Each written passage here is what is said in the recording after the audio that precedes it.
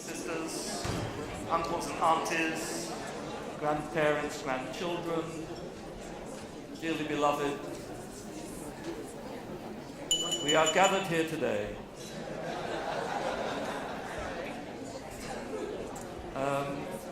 my name is Alan Fowler. I'm going to give a little bit of a sort of a background to my moderator role. Then I'm going to introduce the panelists, and then we'll get going. We've tried as a group, as a panel, to negotiate rules of the game as a panel. And we are encouraged by the organisers to make sure that there's time discipline. So we've sort of negotiated how that's going to work. And it's going to work in a very traditional way. So the deal is as follows.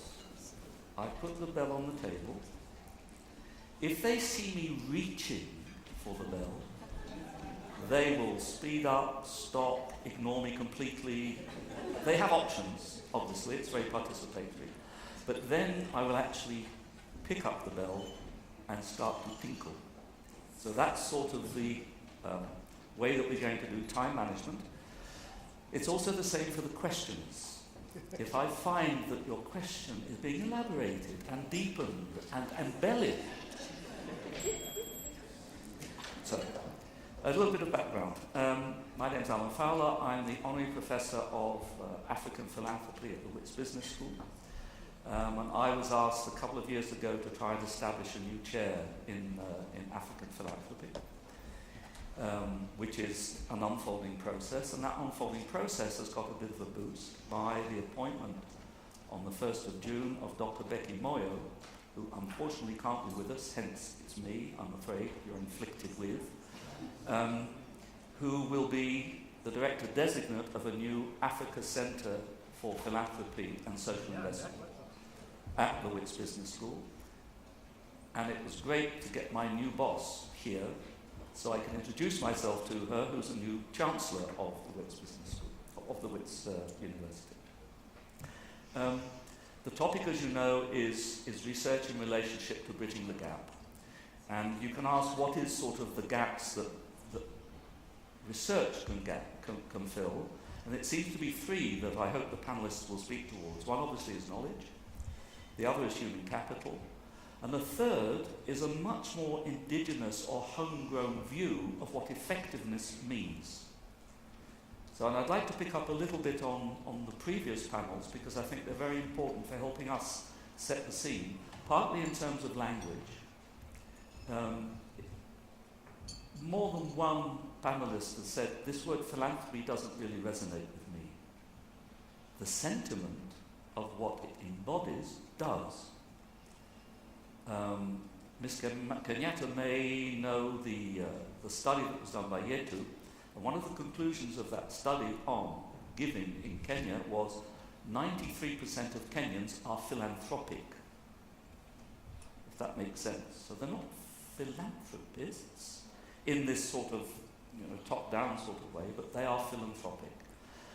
And one of the ways that we are trying to deal with that, try and say, how do you start to build up an indigenous, an African narrative, is by looking at language and looking at two major directions of philanthropy.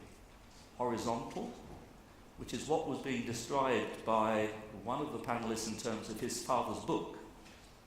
That's horizontal philanthropy. It's going on all the time. It's innate to the continent. We need to recognize and respect that, and also recognize and respect vertical philanthropy of people who gain more assets and want to do something beneficial for the public with it. And in between horizontal and vertical, we've got all sorts of blendings, which is really where the dynamic and interesting stuff is taking place. So hopefully this panel will start to explore some of those things. And I'd like just to do a sneaky one, which has to do with language. When we were trying to look at how we describe African philanthropy, we went back to some very basic anthropology of how people gift. The problem with giving is I can give you a hard time. I can give you a headache. I can give you the flu you didn't want. I can also give you a helping hand. gifting says more, I think, about the emotion and the morals that live on this continent than giving does. So if I'm going to use gifting, I sort of apologize in advance, but it's a way of saying our narrative has to come from within. How can we do that? So with that, I'll introduce the panelists. From left to right, my older brother, slightly maybe, Mamadou Bitaille. Yeah, you got rid of the hair, so you can't, yeah, that's very naughty. Then we have Isayami Naika. Mamadou is the director of the Rockefeller Foundation. Isayami is the director of the African Academy of Sciences, correct? Okay. Then I'm told that the name has to be Wally, although it's Wally Salami, and he's the clinical project manager for drugs for neglected and disease initiatives, correct? And last, but by absolutely no means least, it's Amina Gurib Fakim. Did I get that? I have literacy problems, as you've probably noticed, and lisping problems, and it's nothing to do with alcohol. Yet. So, what I'd like to do is to start off by just, we've agreed we'll do one question each to start with, and then we'll start to try and have a dialogue amongst the panelists. Observe. And maybe, Mamadou, I can start with you, if that's okay. We also had another sort of agreement that the answer you get may not be quite related to the question I ask. It's a panel decision of what they want to respond to. So I have that to agree with Mamadou. The question that we started with is, how can African philanthropists increase awareness of the importance of research in this field? What can philanthropy do to stress the importance of research in helping to bridge the gap? Over to you. Thank you very much, Alan, and good afternoon, audience, and I'm really pleased to be part of this panel and to share some reflections. So I will probably look at this question as representing a philanthropy that has over 100 years of history, and that has, through its investment, enabled several scientific breakthroughs in history.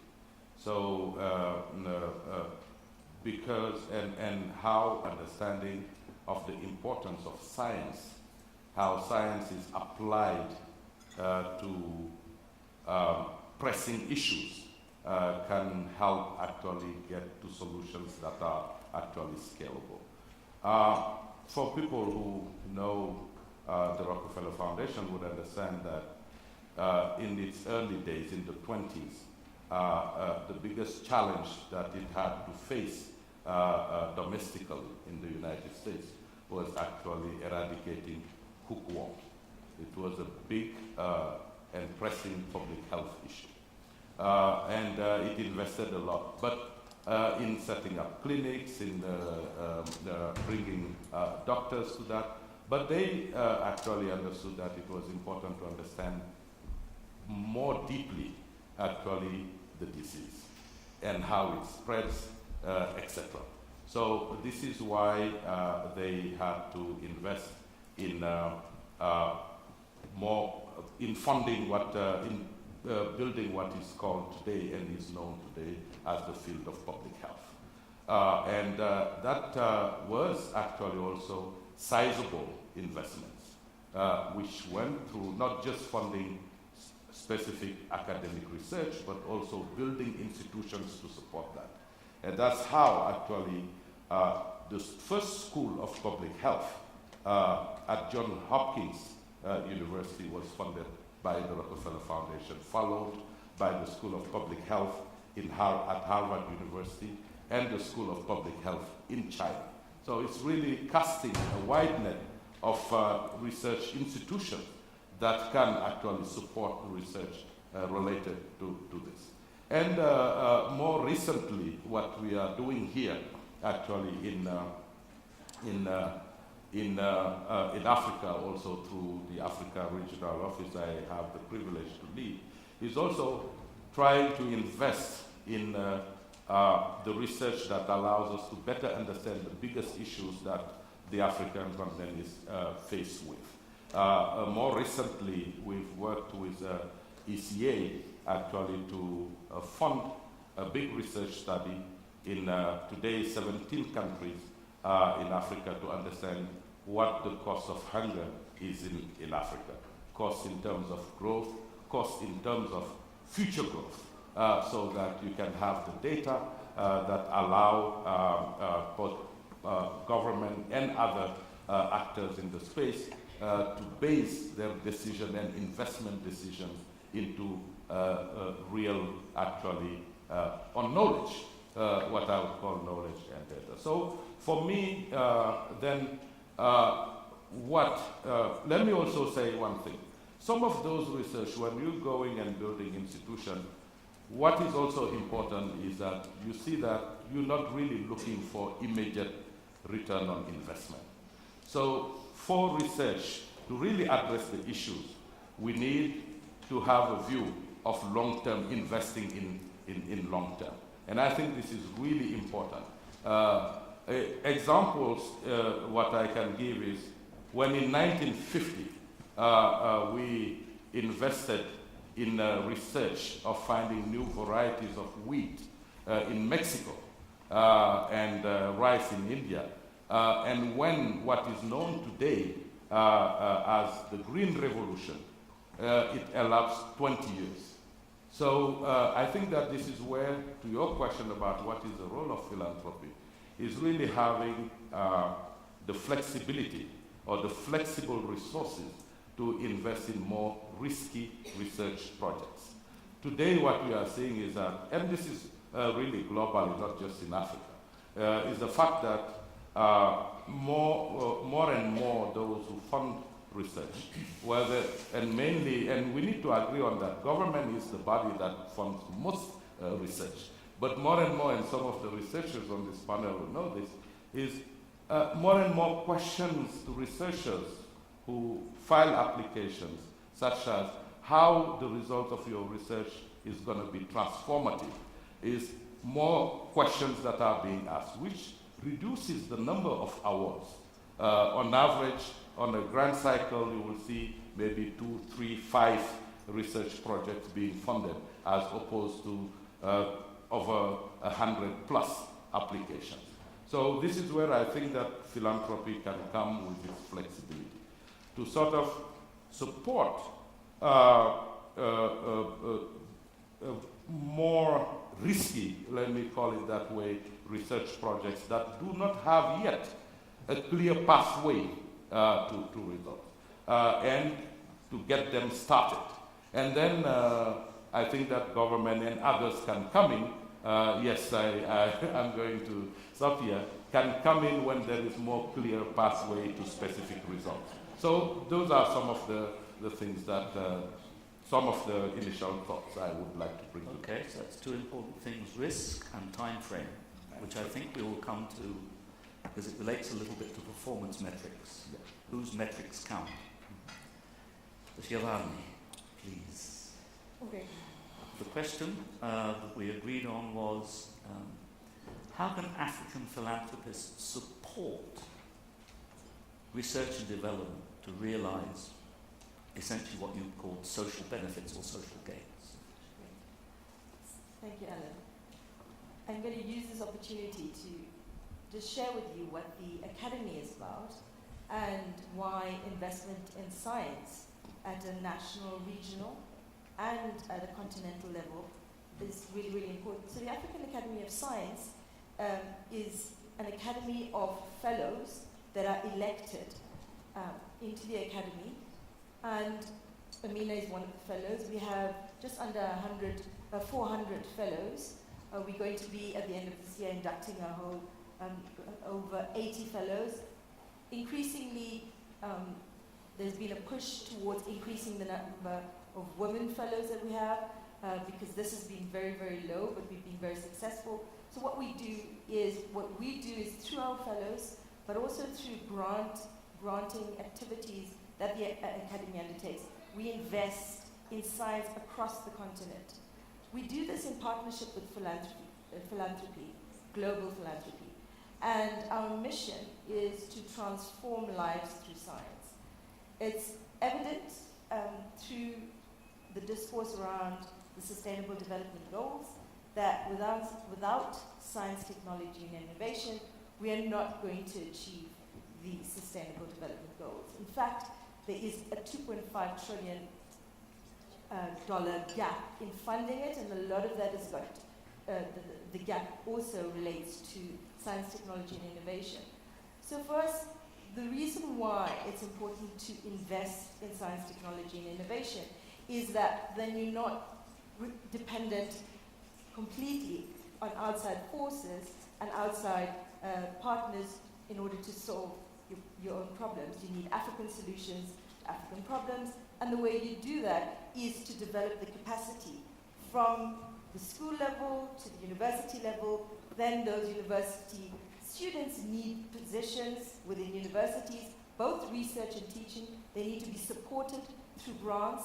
They need research laboratories. They need research equipment. They need to mentor other younger researchers that need to come into the fold. They also need to teach. The pressures on them are immense, as we found out this past week with the passing of one of our top researchers in South Africa, Prof. Bongani Mayusi. And part of these pressures are to do with them having to do research and managing in university environments. So through the Academy, what we try to do is to work with philanthropy, and philanthropy, global philanthropy has been very, very good to us. And what we are seeking in our next 5-year strategic plan is to come back to Africa and to ask African governments, African philanthropy, African individuals to support science, technology, and innovation in Africa. They're supporting the people that are doing it, the places they need to do it in, and the equipment that they require, but also the collaborative networks that they need to form in order to learn from each other on the continent, but also to form partnerships globally. Those are crucial. Science is a global activity. So one of the activities that we fund, for example, is the H3 Africa initiative, which is building genetic capacity. It's called Human Hereditary and Health. So Africa has the greatest diversity of genes in the continent, but the Human Genome Project, which has been sequencing genes globally, has done the least amount of work in Africa. And that is very problematic because in order to address the diseases that are affecting African people, you need to understand the genetics of the African continent. But then also it's a huge opportunity in understanding, because this is the cradle of humankind, a lot of people have traveled from here. In order to understand that, you would be able to address a range of other problems that are facing populations globally. So therefore, the investment in research and development in the African continent is crucial. It's in urgent need of support by governments and African philanthropy in partnership with global philanthropy. The crucial thing I want to say about that is, in order to be able to set the agenda on what gets studied and who gets funded, you need to be at the table. And that doesn't mean that you have to put in equal amounts, but you need to co-invest with them. When someone, in the previous panel, they spoke about, if you are accepting money from outside, then you are also accepting agenda setting from outside. In order to set the agenda for science in Africa, we need to come to the table with investment. And I think the community here has been coming to the table, but I think also what we need to do, and I think this is crucial, that was also addressed in the previous panels, is coordination and focus. Coordination, because individually inspired giving is really important, but collectively agreed at the global, at the continental, the Science, Technology, and Innovation Strategy for Africa, national development plans, and science and technology and innovation strategies of countries are also important. You need to, as philanthropy, align with those. So that collaborative agenda setting from the continent in partnership with our global partners in order to advance science and technology and innovation on the African continent is crucial. Thank you. You alluded to, and I think we'll come back to it, it was also on other panels around this notion of agenda setting.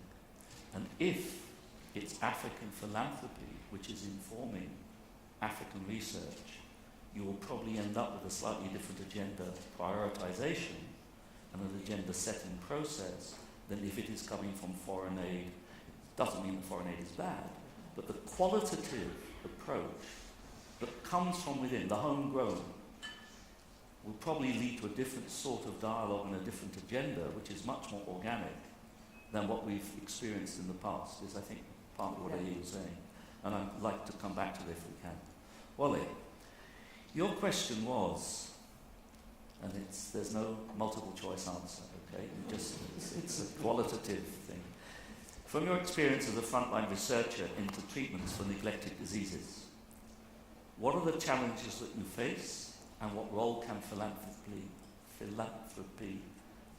play? Thank you very much, Alan, and thank you to the AFP for inviting me to this meeting.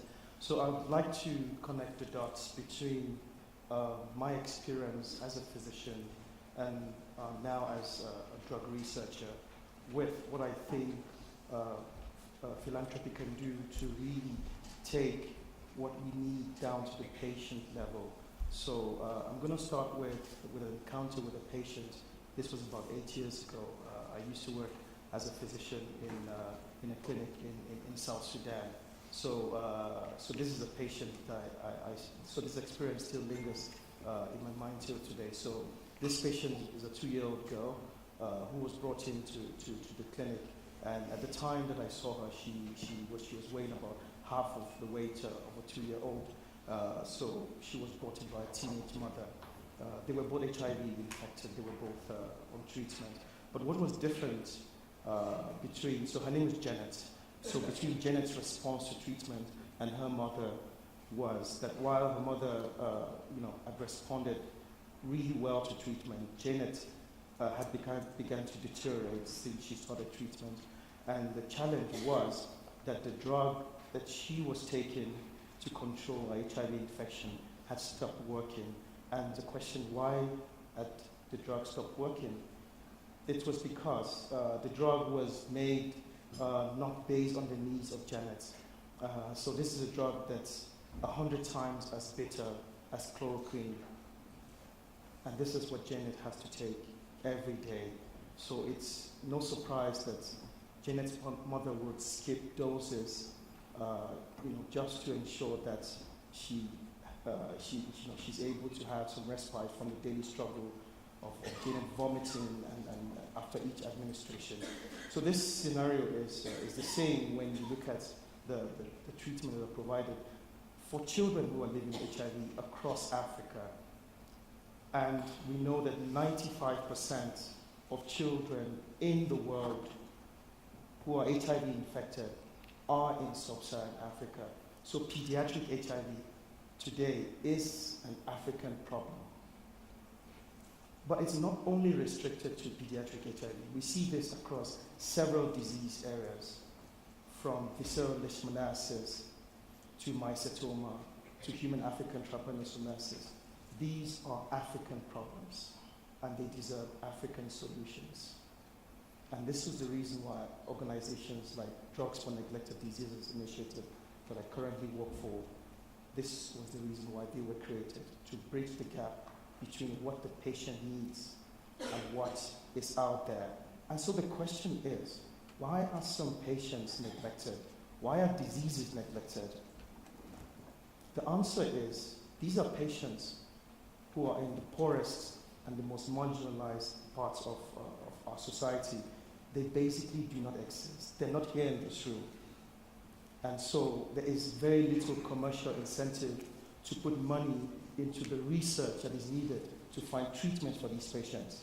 So they're not on the table when it comes to discussions.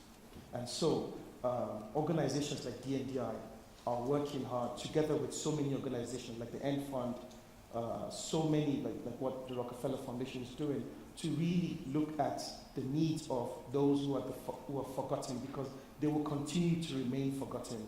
So in DNDi, over the last 10 years, we made a few successes. So we started off in 2003.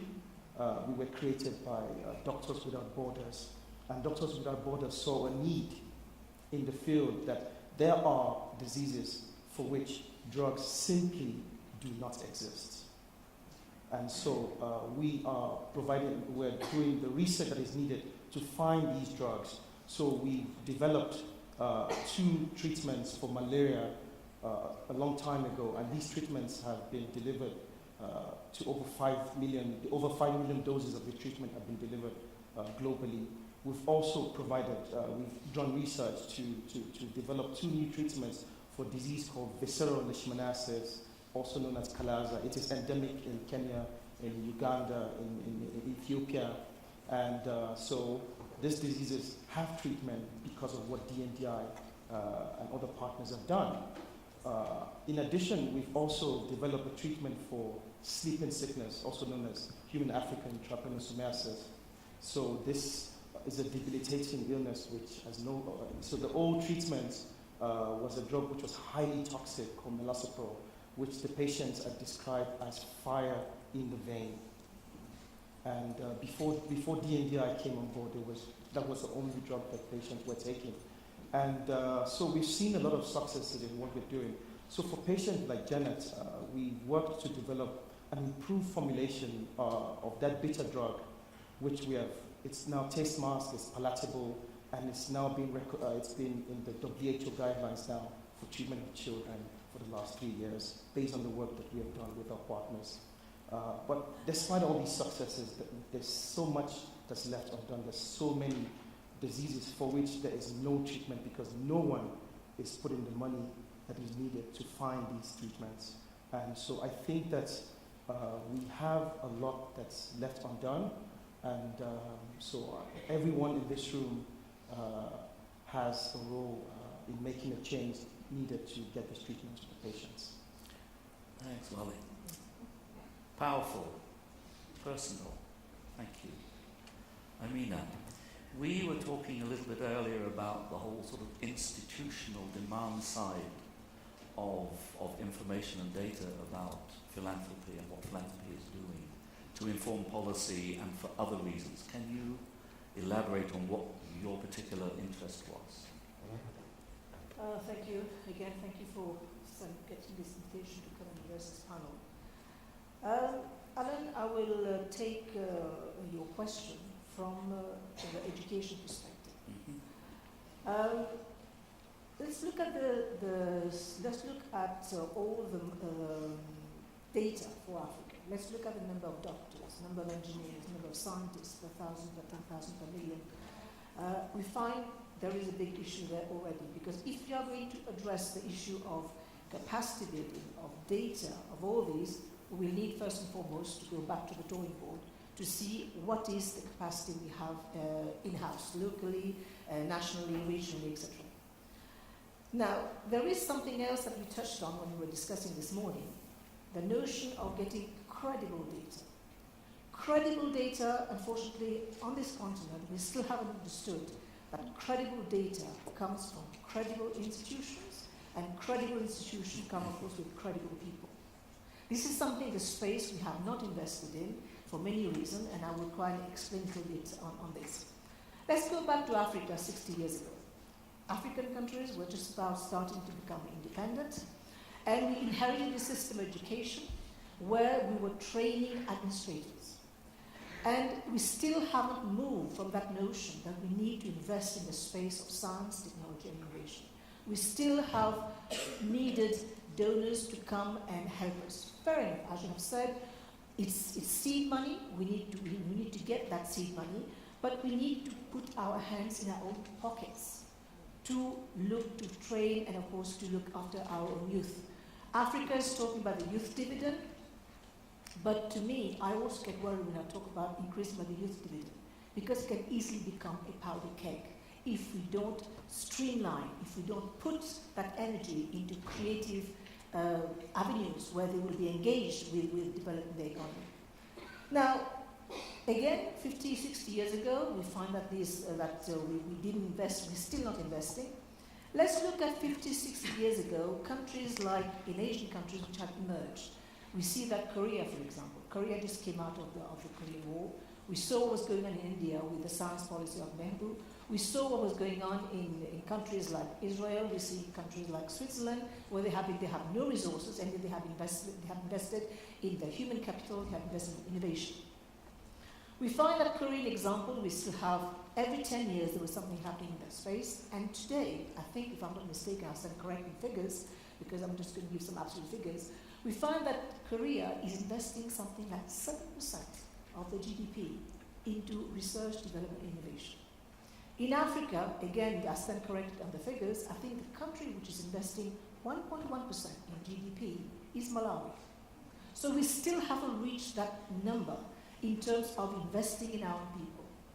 Now, if we are going to retain our youth, again, I bring it again to the notion of education. If we are going to retain our youth, for them to be key players, for them to actually contribute to this, to our continent, we will need to create the ecosystem. And again, the ecosystem will be built when we have a strong dialogue between the public and the private sectors. Each institution needs to have a blueprint so that when we go to the philanthropists, they will know that their intervention will be there, X, Y, and Z. And then we'll be addressing the issue of what Rockefeller has said, the long term. Because investment cannot stop in a 5-year, 7-year cycle. It needs to go beyond. And this is again where we need to have this long-term conversation with donors, with philanthropists. But if you want homegrown African solutions, then of course we need to speak to African philanthropists to address African problems. And I think what Wally has said is very, very true. There are some neglected diseases that we will not be able to engage other donors to come in and invest, or other corporations to do that. So Africans, we increasingly need to become generators. We need to be activists in terms of knowledge generation, in terms of data generation. We can no longer be pacifists. So we need to move on in that space. And again, quality education, gender mainstreaming, ensuring that we are empowering that girl child to be there, to be told that she has the power, she has the confidence, she has the intelligence to go and make it out there. So we need to empower this. It's only then that we will be generating data, which will of course help to shape African policy. To have African policy, we need to have African data, and we need to be able to do that with a proper education system. And I think Tonya mentioned very rightly so that the NDGs were not quite successful. I'm not going to say it's failed totally, because there was one key word which was not present, which was not spoken about enough in the NDGs, and that was higher education. So we need that. Now, if we look at the SDGs, we should not be too hopeful, because we have to deliver on the SDGs in 12 years. And yet, we're now having this conversation now as what we should be doing in that space. So I'm afraid by 2030, we may not be getting the result that we had hoped for so many years ago. And there's one thing as well, which I would like to just quickly, before you get your hand on the bell, is that we should stop going into big denial. Africans, we have very rich history.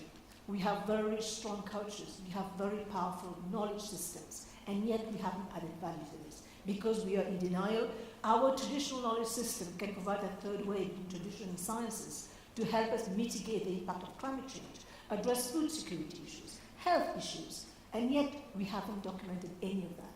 When an elderly person passes on in Africa, we have lost a library. And this is something that we cannot do, we cannot afford to lose. So to be transformative, whether in agriculture to provide food, as Tonya has mentioned, 60% of the agricultural produce is gone. So we need to have technology, leverage technology. And one area which I will discuss with him later on has been using blockchain within one country, that was done in West Africa, to ensure that the farmers were on the same page. So if one area was producing tomatoes and there was a dearth in another one, through technology, they could actually leverage that and get a better price. So these are things that we need to leverage into the system to make it happen, and we can do it. Thank you. You denied me the opportunity. So what we had agreed as we wouldn't go to a second round of questions, we would ask for a dialogue between the panelists, which I will try and keep a little bit short to give the floor an opportunity. So is there anybody who would like to respond? Please, Silani. And then Madam. I think Amina brought up a very important point about government's investment in science and technology on the African continent, and I think it's a crucial. I mentioned the Science, Technology and Innovation Strategy for Africa, and that asks for, I think, a modest 1% across the countries.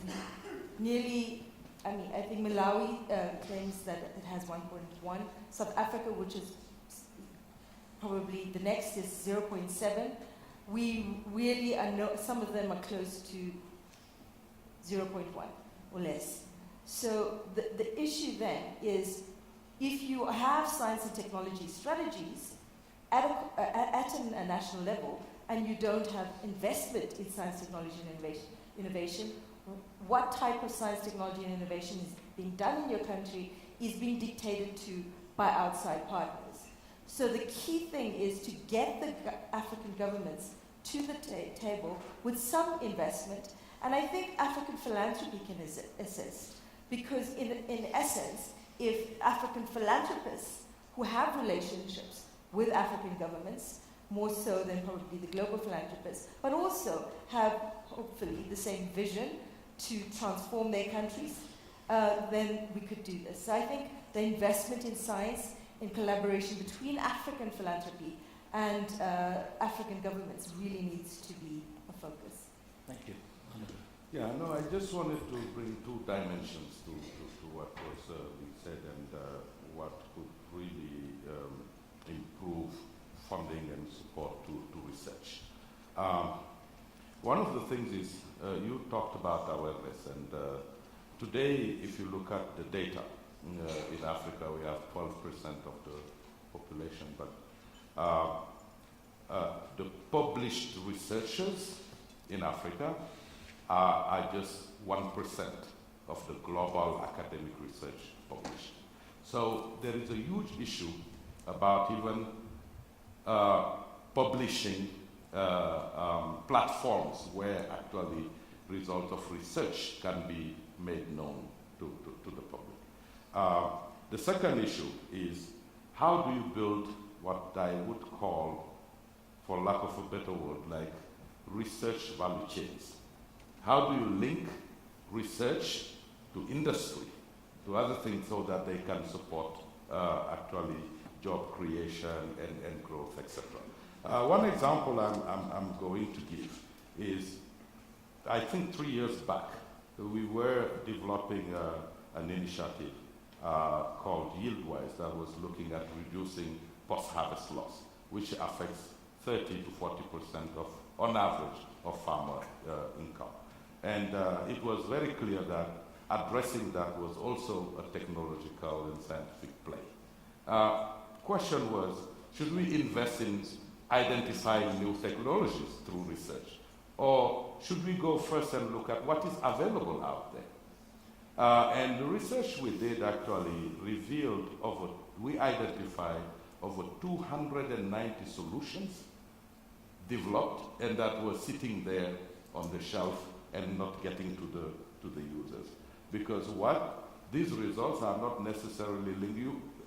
We are not industrialized enough so that results of research can be taken by industries, transformed into mass products that can be distributed so that the product of research can get to the users. Chances are, if an African researcher finds a vaccine or something, chances are it's going to be developed and commercialized by a Western company. So there are clear linkages between these things. So I think that, yes, in investing in how results of research can get to people, can get to be transformed to marketable products that address the issues, is as important as investing in the research in itself. And I think that this is also where actually philanthropy can play a role, because to do that you need to develop startups that can invest in that. And we know that investment in startups are really a big challenge here. So I think that this is also something that actually Philanthropic can look at in really how we are moving, addressing those issues. Thank you. Amina? Yeah, I agree, And then we'll go to the floor. Yeah, I agree that we are talking about research for impact. We are talking about research in terms of protection of IP for wealth generation and job creation as well.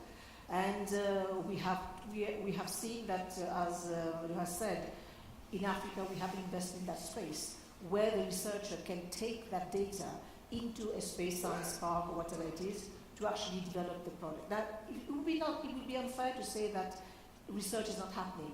It is happening in Africa, but it is not being protected. And we have seen that. And I think a few years ago there was a very nice paper in Science talking about stagnant technologies. There's so much work being done in Rwanda, in Tanzania, in so many African countries, but which is staying in the corridor, in the drawers, or in the shelves somewhere, and not causing the impact that it would do. And we go also in academia in Africa into the notion of publish or perish. So the data which we generate from the research work, from the legal resources we put in there, we don't get value for money in the end because it's not protected. Now also in terms of protection, do we have, again I come to the issue of credible institution in Africa where we can safely patent our ideas? That's another thing we have to do. So we're looking at the entire space, the entire ecosystem for it to happen so that we can really have the impact. But I think again, in terms of philanthropy, where they come in, when a student has an idea, and I think in the United States we have seen this, Facebook, Google, and all that, giving, the idea of giving to researchers so that they can go to Palo Alto or to wherever it is to register their ideas and develop products. So this year we've got Google, we've got Facebook. But I think this is again something that we need to speak to and look at the bright ideas. The low-lying fruits are there, but it's for us to see how we can do that. Thank you. Wale, would you like to close this and then we'll go to the floor? Yeah, so I'm going to also speak from the bias of the health issues and how I think philanthropy can come in. Just like Amina mentioned earlier, that we have such a massive potential of solutions which are sitting here in Africa. I give you the case of artemisinin, for example. Artemisinin was used for so many years in China, as a treatment for malaria. But today, it's the drug for treatment of malaria globally today. And I think that the wealth of knowledge just sitting within, the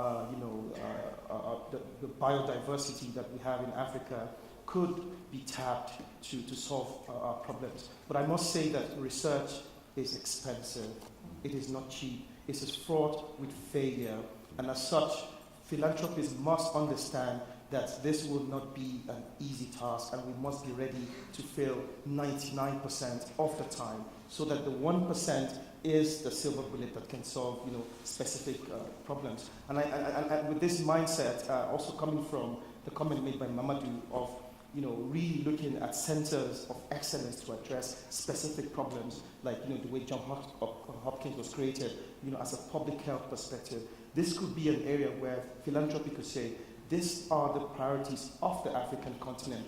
Let us put resources together and solve this problem and end it. And we can do it, but it must be with a lot of patience, with a lot of expectation, not really high expectations, but with the understanding that with long-term committed investments, we can reach the goal.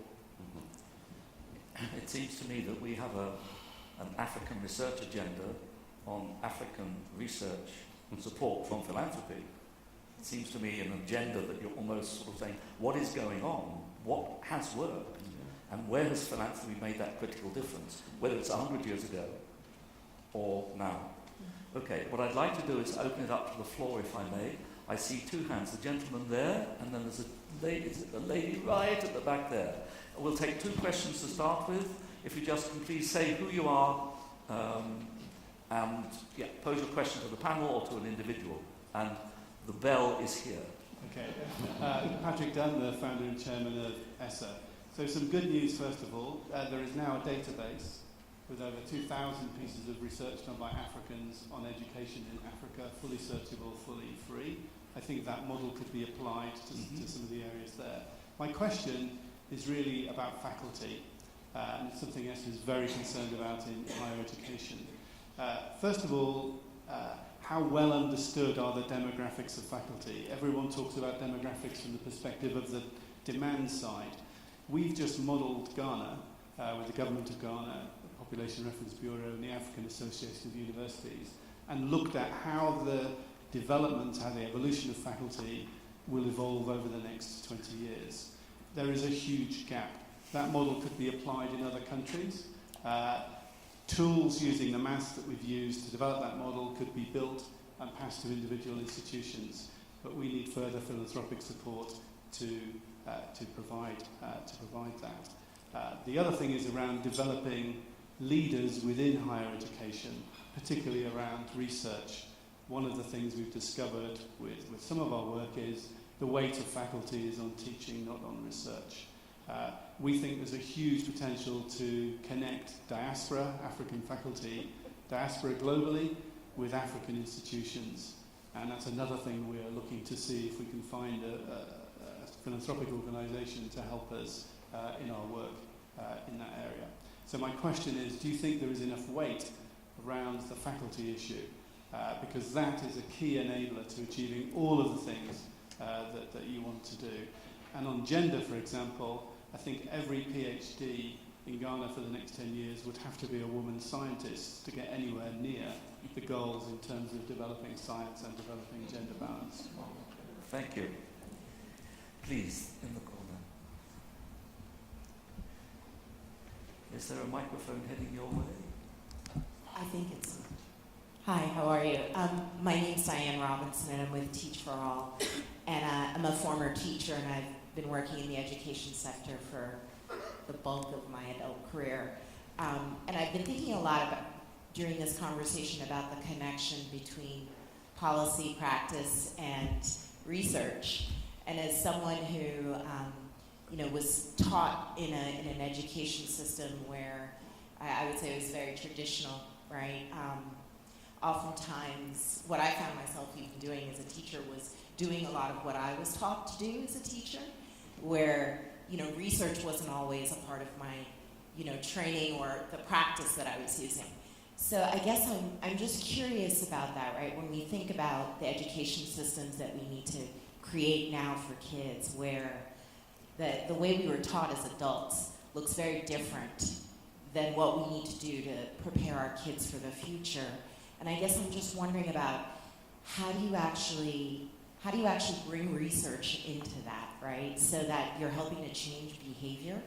I guess I'm trying to think, the question is really about practice. Like, how do you actually help change practice? Because what happens, I can tell you, in schools and classrooms, is that the research sits on the shelf, right? And I guess that's just something I'm sitting here wondering, and I'm wondering what your advice is for those people that care about education and want to actually bring the research that shows what works, right, to prepare our kids in this century for, thriving and being competitive. Okay, thank you. There was one more hand over there. We'll take that one, and then we'll ask the panel to respond.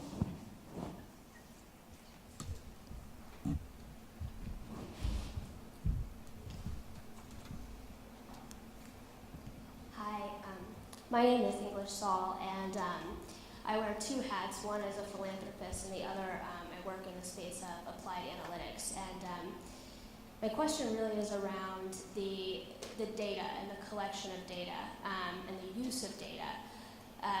There's a great quote by the statistician named George Box. All statistical models are wrong. Some are useful.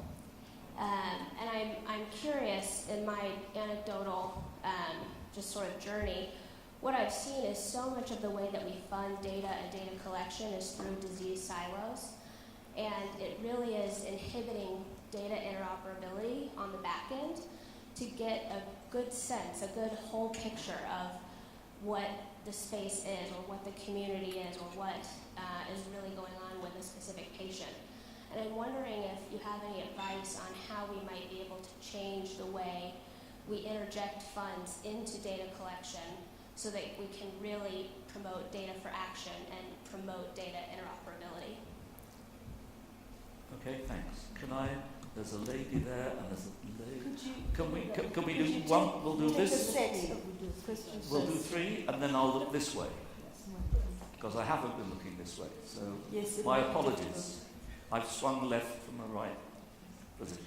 Please, who would like to respond? I'll just start with that one. Yeah. I'll take the question of education. You just heard policy, practice, and research.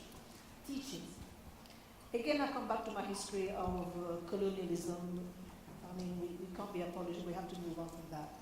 Now, I was in Arusha last year, and I was listening to a talk. And one lady says, in Africa, when we teach our kids the alphabet, we always start the alphabet with A for apple. But the kid growing in a village in Kenya hasn't never seen an apple before.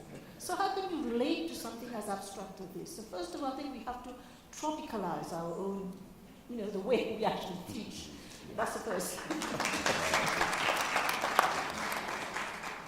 The second thing is that when we talk about teaching of science, when I was a kid, that was many years ago, there was no lab.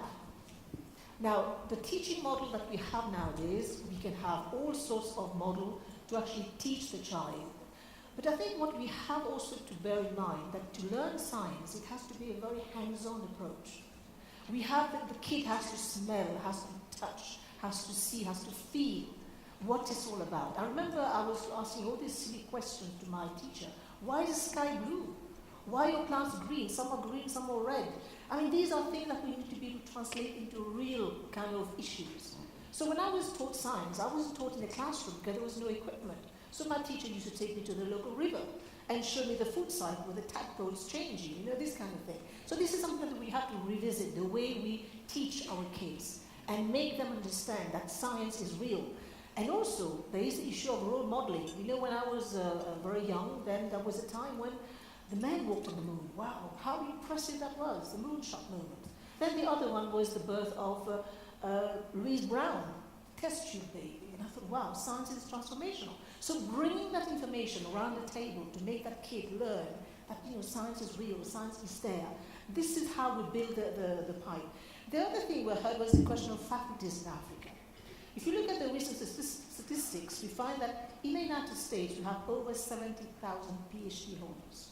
In France, there was about 13. These are, of course, well-informed figures. How many do we have in Africa? Now, if you want to build a real capacity in research, we need the faculties there.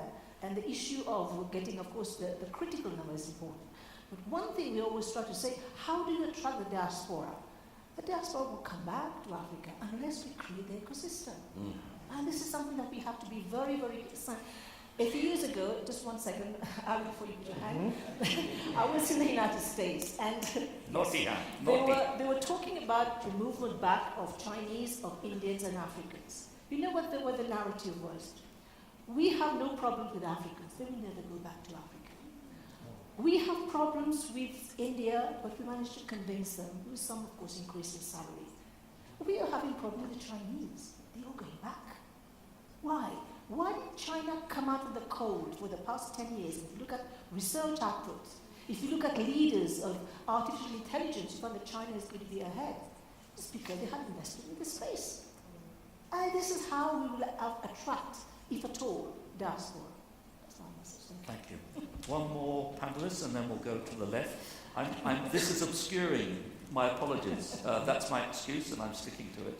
I wanted to address the data and faculty. Please, can you do the data? So the data issue, it's really important, and it's been recognized by the different researchers and research institutes.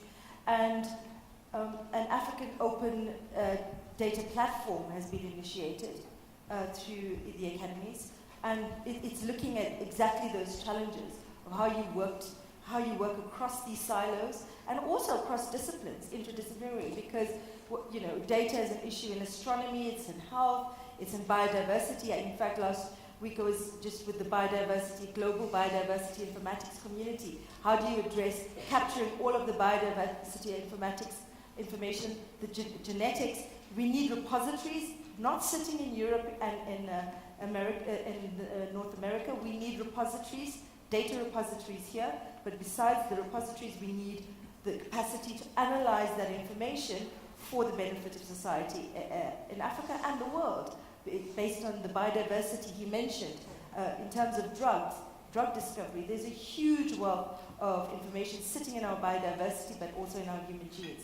Regarding faculty, the African Academy of Science has a platform called AISA, which is the Alliance for Accelerating Excellence in Science in Africa, which supports at the moment 11 centers of excellence and research leaders across Africa in 11 different countries. Actually less, because a few of them are located in Nigeria and in South Africa because of the science base there. And that is a really excellent program, and what the researchers, we just had the midterm review 2 weeks ago, and what all of those research leaders tell us, the ability to have this amount of money for the period, it was a 5-year term and now it's another 5-year term that's going to be probably extended, to do the work to support the students and the infrastructure is so for us it is very important. So for us as the Academy, in these partnerships that I was talking about previously, we're seeking to make sure the sustainability of those, so that they're not just based on funding that is currently there. So that's crucial for faculty development. How do you continue those programs so that that person is not funded after this 5-year cycle, then has to move into different areas? You find faculty changing areas, not because they want to, because they have to, because there's no more funding for that area. Now then you lose talent in crucial areas, and you know science is not a short-term investment, it's a long-term investment. So in order for us to enable us to continue, we're looking at sustainability mechanisms for these centers and how then to identify where the gaps are, where there aren't centers, and develop them in partnership with the regional economic communities and African governments to see where else do you need and in which areas you need faculty to be developed, centers to be developed, because faculty can't be developed without the centers of excellence. Centers of excellence are crucial. So, yeah. Thank you. I needed an opportunity. Sorry, just you.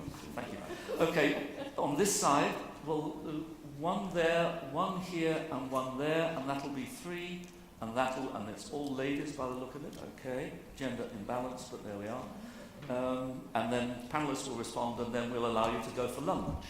Shall we start here, please? My name is Ndidi Muneli, and in addition to my role as a social entrepreneur, I work in agriculture through Ace Foods and Sahel. And just to Mamadou's point, one of the things that we've noticed is that private sector is not included in the research agenda in agriculture or food. And private sector will fund agriculture and food research if we're given the opportunity. So a very practical suggestion is that for all the agricultural research institutions we have on the continent, they should have a private sector advisory group or advisory board or philanthropist advisory board, and every year they should just ask for 10 basic challenges that the private sector is facing and distill them. Because through my work, I've recognized that there's this gap. So my question to you, Mamadou, I guess others work in health, but agriculture and food is critical right now and also really under-researched. What can we do to really change the mindset of the research institutions? Because they are almost adverse to external influence about the agenda. And what can we do to create a sense of urgency about the need to raise funding that is demand-driven to also influence their research? Thank you. Sharp question. Here, and then there was a lady at the back. Yes, please. Okay, that's, yeah. Sorry, we can... You won the microphone competition. Very good. Just can you say who you are, please? Yes, I will. Thank you very much. My name is Patricia Lawrence, and I'm from the University of the Western Cape. And the challenge is also to help me find case studies or such examples that exist between government and business and the private sector. Philanthropy, business, and research. So I'm really talking about the kinds of research that we're doing at the university. So for example, and the one that I'd like to share, and I invite everybody to go and look at it, we have in South Africa right now a big land issue. And we have a research center called PLUS. The acronym is Poverty, Land and Agrarian Studies. And they've caught the eye of the president. But they also need to fundraise to do the research they need to do in order to find solutions for the question of land in South Africa at the moment. So it's becoming a very topical and debatable issue, but it's beginning to work in that our government is coming to the party, so to speak, and donors are finding the need to invest in the research that is needed to find solutions to the land question in South Africa. So I thought I'd like to share that with you, and if anybody has any such examples to help us think through these collaborations around research, not only here but anywhere else in Africa. Okay, Thank you. Not a question, an invitation.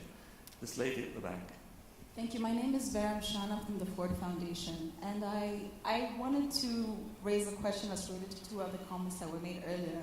Recognizing the long-term investment that needs to, investing in an African research agenda that is impact directed is huge, and recognizing that most philanthropy institutions, whether it be the individual organizations or people, will not have that kind of funding. So I'm struck by the need for collaboration. What kinds of collaborations do you think would be suitable for the kinds of research agenda that you've been speaking about? Should it be, what the other speaker said, something involving private sector, philanthropy, perhaps also civil society should play a role, as well as government? And the other thing I also had a question about is, what I wanted to call attention to is that there's a lot of research that happens on the continent, but I'm not sure how much of that research is owned by African institutions. And therefore, going to the impact question, could a role for philanthropy be to push for IP, for open use? If the research is going to take place in Africa, that research must be owned or co-owned by an African institution or by African governments, so that there is a collective benefit across the continent. I'm curious if that could be a concrete ask of philanthropy in the context of Agenda 2030, Agenda 2063, etc. You managed 3 questions in one, which is a bit naughty, but acceptable. I'm getting signs from the back to say that we're over time and my little system hasn't worked at all by the look of it. Can I just invite the panel? There was a specific question to you, and then maybe one other. Yeah. Please. Yes, indeed. I think that you're absolutely right. The connection and how you can really develop demand-driven research is really important. But the role that the philanthropy can play is really about setting the table and encouraging and facilitating collaboration. So that the challenges faced by private sector, particularly in agriculture, can be known, and identifying also those who can conduct the research to provide the solutions. One example I will give is, like 2 years ago or 3, we organized a conversation between private sector, farmers, research institutions in Nigeria to say, if there is one single issue that needs to be resolved to actually develop the cassava value chain, what would it be? And private sector's point was, actually, the biggest challenge is the shelf life, the short shelf life of cassava. For those who don't know, cassava can stay 1 year underground, but once you harvest it, if you haven't moved it or processed it within 48 hours, it bruises and you lose in quality. So, but private sector were to say that if there are solutions to extend that shelf life from 48 hours to a week or more, then we are keen to invest in developing those solutions. But and that led to actually launching a global challenge around that and actually aligning investment resources between us and the private sector companies that were interested in this as a raw material to fund this. So That challenge yielded over 5 big promising research where we co-funded to support that. So just to say that this is just one example of how you can set the table, how you can really create the linkages, and how you can align funding so that the research is really practical and goes directly to addressing. And there are many examples and many other ways that can be done. Okay, Yeah.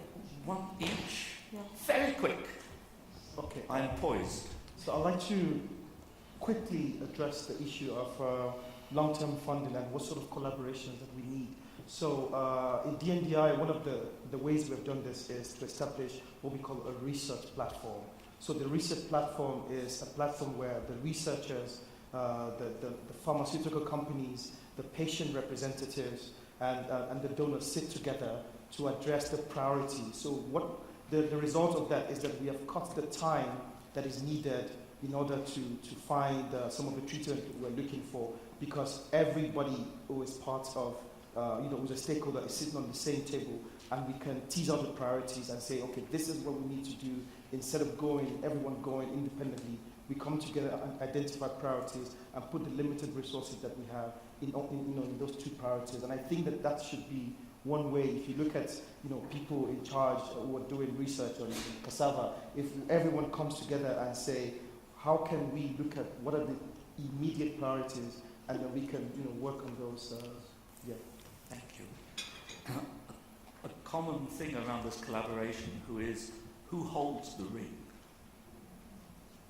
Who is it that's going to orchestrate and be trusted enough to hold these multi-stakeholder relationships? It seems to me that that's lurking behind a lot of the collaboration. Who is it?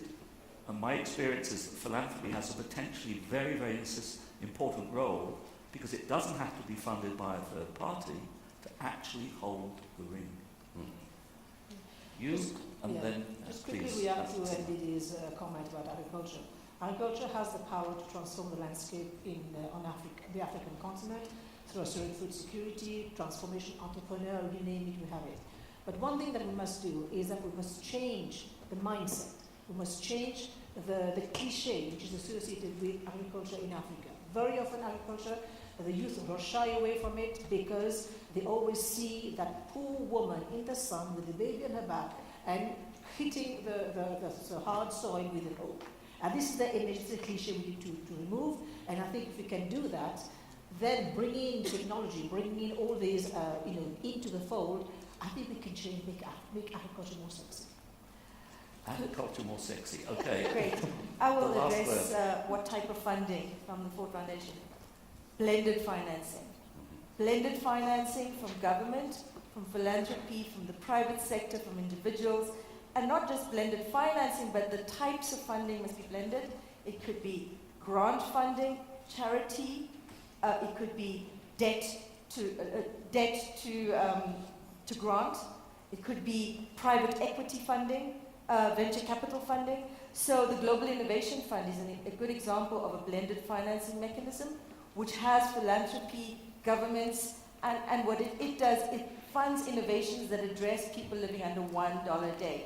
And it does this effectively by bringing all of these stakeholders. It's formed a mechanism. We could, within this forum, look at creating such an African blended financing mechanism with all of the actors that we have been talking about. And I think that is the way forward, specifically for long-term sustainable finance. Thank you. Ladies and gentlemen, Well done. thank the panel, please, on our behalf.